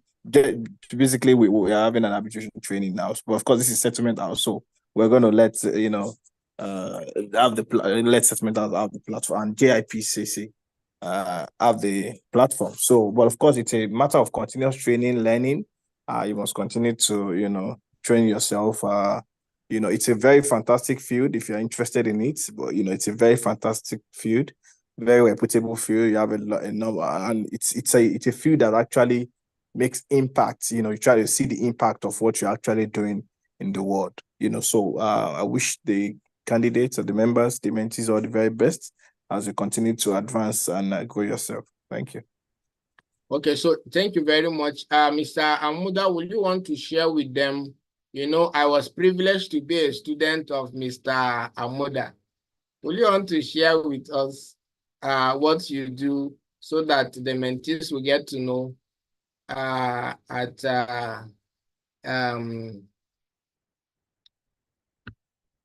under what do you call it? Something ADR discourse. Yes, yeah, ADR discourse. Discourse. Okay, so I was privileged to be a student. Yes. So I tapped the Thank you for anointing from the source, So you have to develop that desire to learn and keep learning and learning. So that's why I went to be a student. So please tell us about ADR discourse and ADR Discourse is an organization that trains on arbitration, mediation, alternative dispute resolution in general. That's ADR, alternative dispute resolution.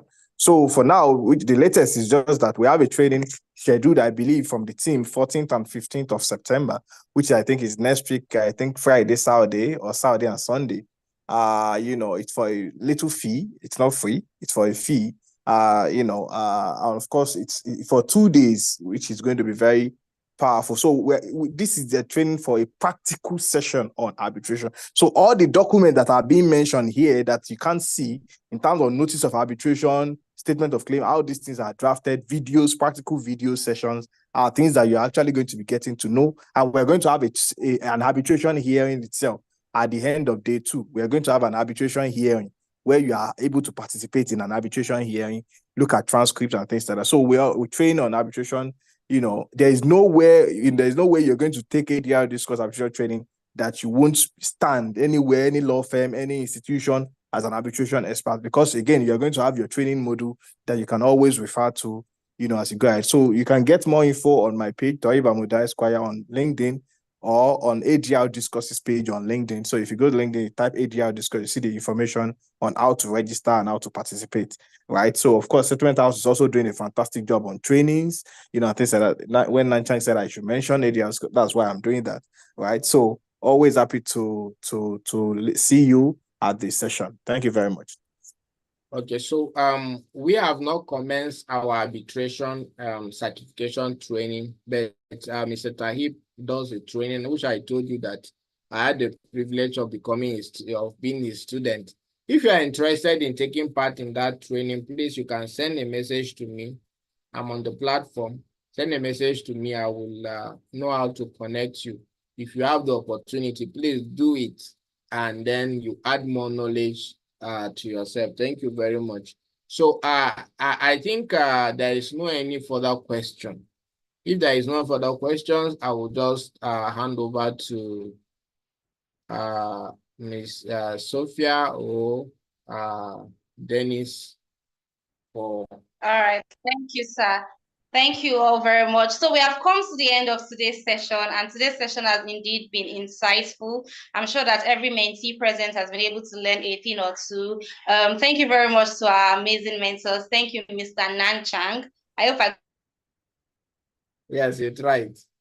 Thank you, Mr. Tohib Amuda, Mr. Joseph, Ms. Fa Awasum. Thank you all very much. To our amazing mentees, thank you for staying to the end of this session. Please do not forget to share all that you have learned on LinkedIn and your various social media platforms, and tag our mentors, and as well as JIIPCC. So my name is Oyinko Saladu again, and I've been your moderator for today. Have a good night, rest.